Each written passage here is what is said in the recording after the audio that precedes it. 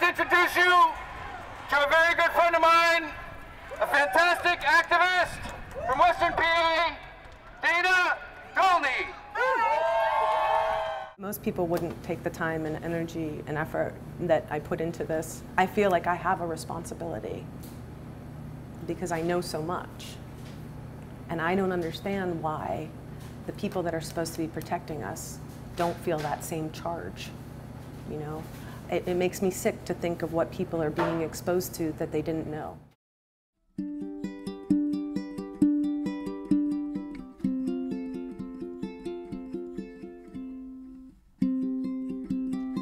I've lived in Pittsburgh most of my life. I've traveled extensively around the world, but I always came back to Pittsburgh. I love it here.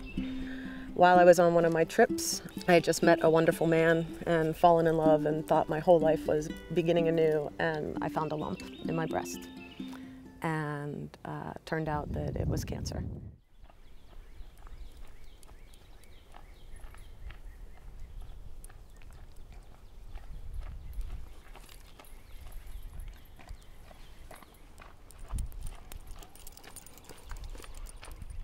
It's difficult for me not to believe that it doesn't have some correlation to the fact that I come from a long line of steelworkers. And, I mean, people aren't aware of the fact that these types of exposures to chemicals, even small amounts, can over time alter and change your DNA. I had just come out of this, what I like to call the chemo coma.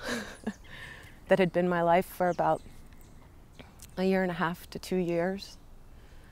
And I was fighting to try to regain strength. I used to come here to this park every day with my dog when I got better to learn how to walk again. Slowly, about over 1.5 years, I regained my strength and both mentally and physically. And then one day, somebody told me I needed to watch this movie, and I sat down and I watched this movie called Gasland. I knew right then and there that I was changed, that I knew that I had to do something. They were putting this stuff in my water. They were putting this stuff in my air. And I had just fought like hell to be alive, to be here.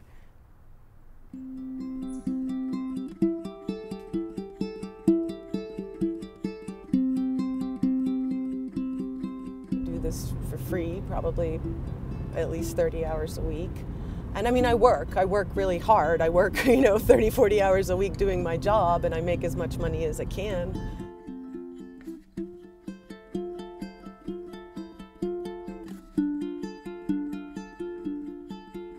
Once you get involved, you can't turn your back on these people and these families because they don't have anyone else. And we see it firsthand all the time, like we're going to see today.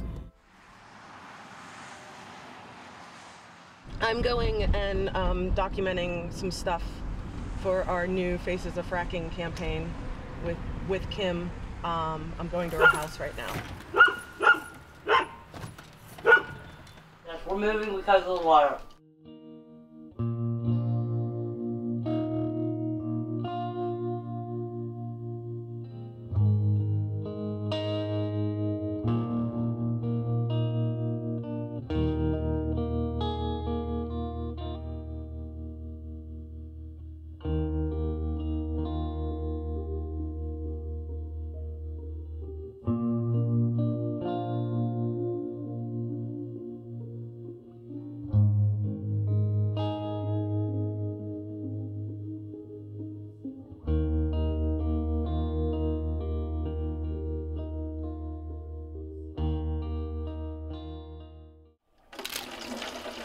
Oh, look at that. You can see the brown coming out of it. Today is March 1st, 2012. What is in that bottle, right? Even if it's just sediment. What is going? How could you expect people to drink dirt?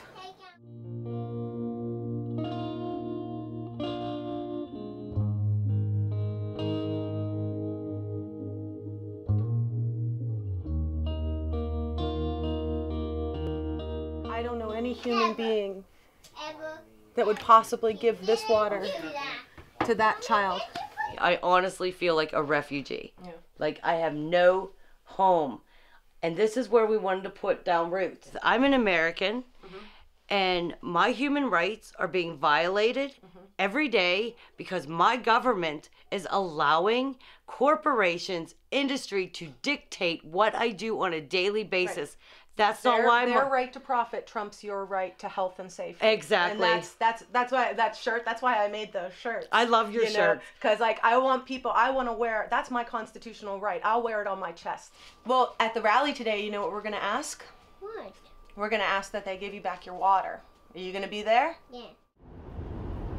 Truly believe that this isn't just a drilling problem, that this is a democracy problem, because if we were being represented fairly, if our politicians were working for us and not for the corporations, we wouldn't have these lax regulations. We wouldn't have a DEP that's doing more to protect the industry than to protect the citizens that they're paid to work for. So I feel I'm very concerned about that, and so that's why I've gotten involved at the political level. And have tried to work to find better politicians to put in place. I mean, why do the people of New York and Maryland deserve to have impact studies and environmental testing and greater knowledge of what they're exposing their public to? And we in Pennsylvania, Ohio, and West Virginia are forced to just sit back and take it because of the jobs. And it's very clear why to me, because we're an energy colony as we've always been. We are producers here. We have been trained as people generation after generation in Ohio, in West Virginia, in Pennsylvania to take whatever ramifications come for that job. We did it with coal, we did it with steel, and now we're doing it all over again with gas.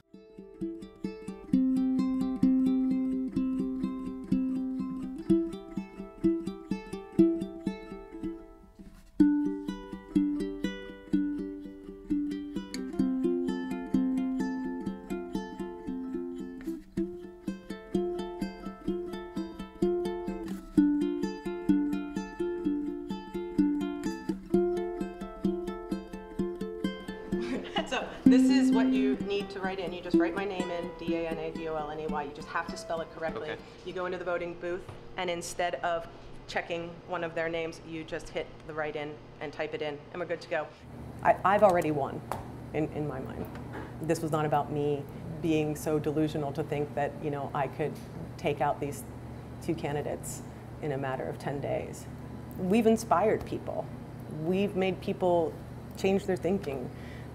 We've motivated people to get off their butts and to act and to do something. It wasn't until I woke up, when I got better, and we joined forces, we started a grassroots movement, and we were the ones that fought to get the ban for the city of Pittsburgh. So we protected the city, yeah. But that's all we can do right now.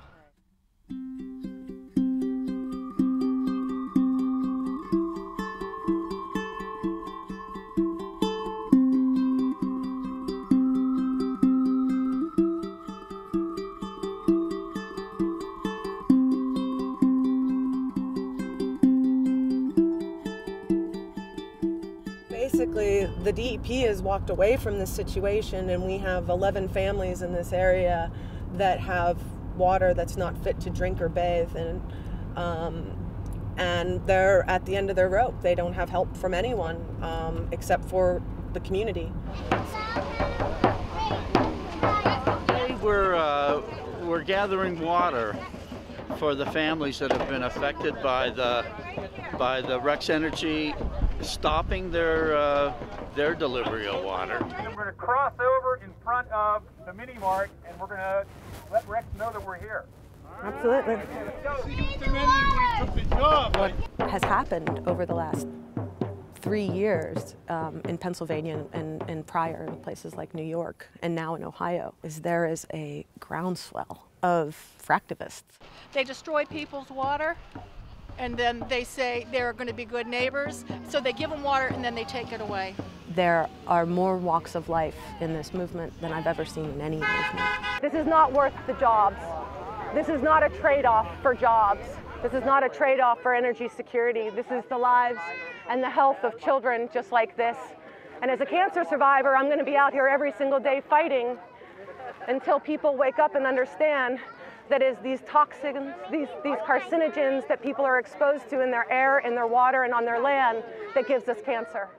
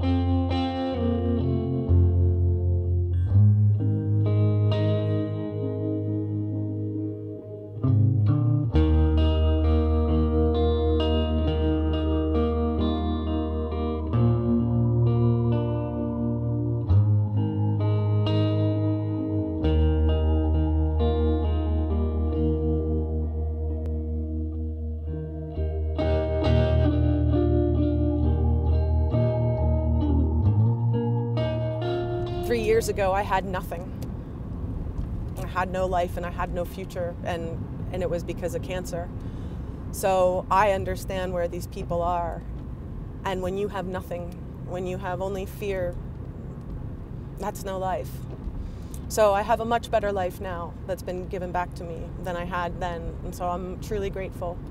And if I can help one family not have to go through that fear, go through that process of sickness and disease, then that's what I'm going to do.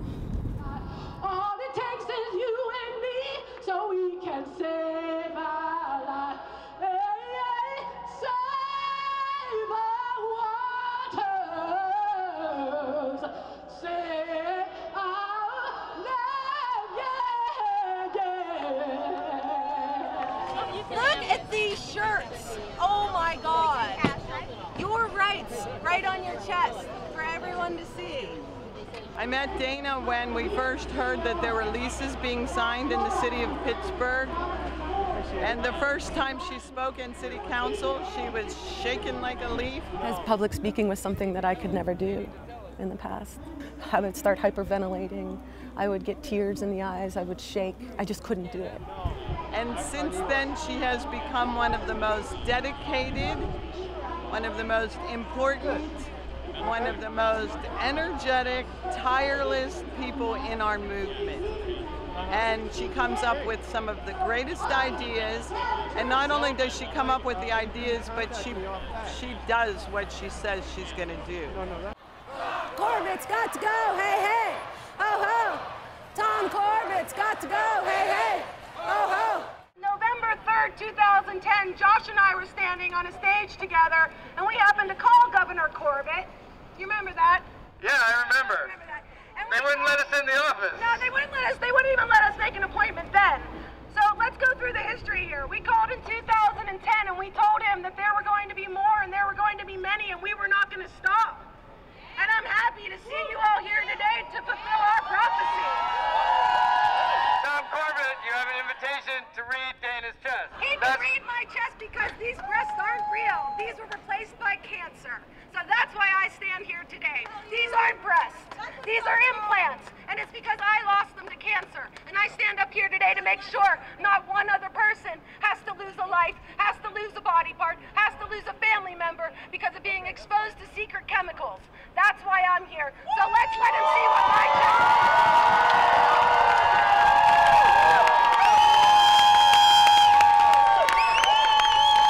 Constitution of the Commonwealth of Pennsylvania, Article 1, Declaration of Rights, Natural Resources and Public Estate, Section 27, the people. That's you. I'll say it again, the people have a right to clean air, pure water, and the preservation of the natural, scenic, historic, aesthetic values of the environment. If it was up to you, what would happen? There would be a moratorium in place immediately until all until there was an environmental and cumulative health impact study done across the state. I think we should throw the politicians out that are working for the industry, and we should work like mad as the people of this Commonwealth to put people in place that are going to put the health and safety and rights of the communities that they represent first and foremost. You know, it's another 14-hour day today, and I do this all day, and then I'm going to run straight from here and go work until 1 o'clock in the morning, and then wake up tomorrow and rinse and repeat. You know, that's what I do now.